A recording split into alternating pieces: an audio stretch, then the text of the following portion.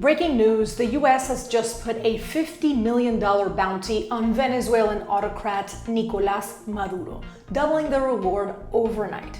That's the same price, for context, that the US once put on Osama bin Laden. And here's the kicker. At the exact same time, the Trump administration has given American oil companies the green light to do business in Venezuela. How can the US hunt a man like a fugitive while buying his oil?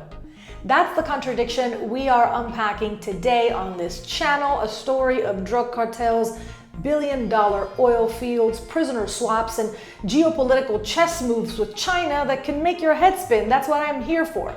But in the end, you'll see why in global politics, your enemy can also be your most valuable partner.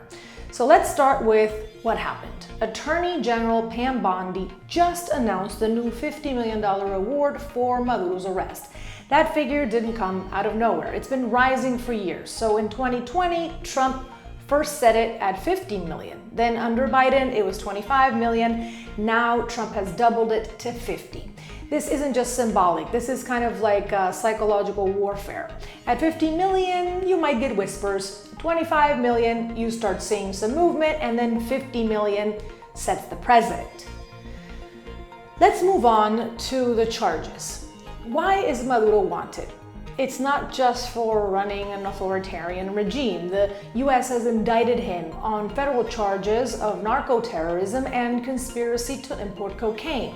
The so-called Cartel de los Soles, named for the sun insignias on Venezuelan military uniforms, is alleged to be a state-sponsored drug network run by high-ranking officials down there. The US intelligence claims that Venezuelan military protects these drug shipments and that the actual government helps move cocaine from Colombia into the US, and that the profits prop up Maduro's rule. Bondi says nearly 7 tons of seized cocaine has been linked to him, enough to supply a major US city for months.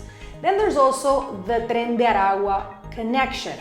That's the gang that has expanded across Latin America and that the US says is involved in human trafficking and violent crime. The Trump administration has designated TDA a foreign terrorist organization and accuses Maduro of using such groups to export drugs and violence. So now for that oil contradiction, the whiplash moment. While preparing to double Maduro's bounty, the Trump administration restored Chevron's license to operate in Venezuela. What? So here's the timeline that has everybody confused. In February of this year, Trump revoked Chevron's license. He kicked them out. In July, after a prisoner swap, he invited them back into Venezuela. And in August, just a couple of weeks later, he now doubles the bounty.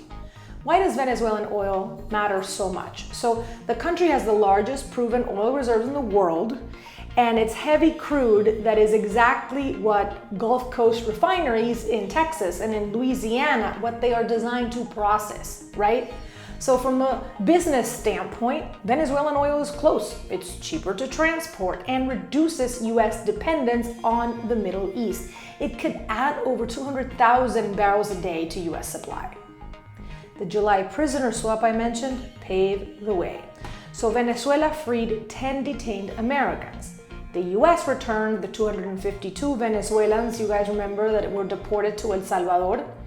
And now, under the new Chevron deal, no taxes or royalties go directly to Maduro's government, supposedly. So the revenue bypasses the regime through complex financial structures, likely, while still allowing oil to flow. So the government, the Trump administration, is arguing that we're technically not funding them. But there is a chess game happening here. This isn't just about oil or crime, it's also about China. While the US sanctioned Venezuela, China stepped in as their biggest buyer. In February of this year, China was taking over 500,000 barrels of Venezuelan oil a day, while it's actually about half of the country's exports. And every barrel that goes to China weakens Washington. So Trump's calculation is threefold. Keep Venezuelan oil flowing in the US instead of China, retain leverage over Venezuela's economy, and use oil as a bargaining chip in migrant negotiations, which is his domestic priority. One of Trump's top complaints, in fact, has been that the Venezuelan regime wasn't taking back deported migrants quickly enough. Even Secretary of State Marco Rubio, a longtime hardliner on this regime, signed off. The reason? In this case, it seems that energy security outweighed ideological purity. So what is the bigger picture, mi gente? Is this hypocrisy, hunting Maduro while buying his oil? Listen, not in the messy reality of modern geopolitics. Today, foreign policy is about balancing competing interests.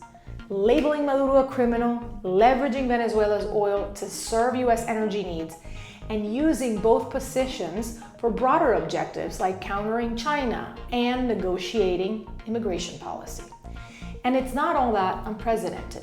During the Cold War, the US traded with governments it openly opposed. For example, buying Soviet wheat while denouncing the evil empire. And while the US is importing Venezuela's oil, we do have to say that it's also seizing Maduro's wealth. Over $700 million in assets so far, that's including jets and luxury cars. So the message is clear. We'll do business with your country, but you personally remain a wanted man. Conclusion, this isn't about moral clarity. It's about strategic compartmentalization. The US is saying to Maduro, we'll take what benefits us, punish what harms us, and keep multiple levers in play at once. Whether this is smart diplomacy or a dangerous contradiction remains to be seen. I want to know what you think. Is this a bold, calculated move? Is this smart, or is this a foreign policy double standard? Let me know in the comments below. Dime tu opinión en los comentarios abajo. ¿Te parece que esto es inteligente o te parece que esta es una contradicción en términos de política extranjera? And remember to subscribe to stay updated on the latest Venezuela news from a Venezolana in English, to share this information because little gets covered about what happens in Venezuela in English for the world to see. And of course, here you can find motivational tips on leveling your speaking game and staying authentic and being true to yourself, which is of course our speaking and our conference work. I'll see you on the next one.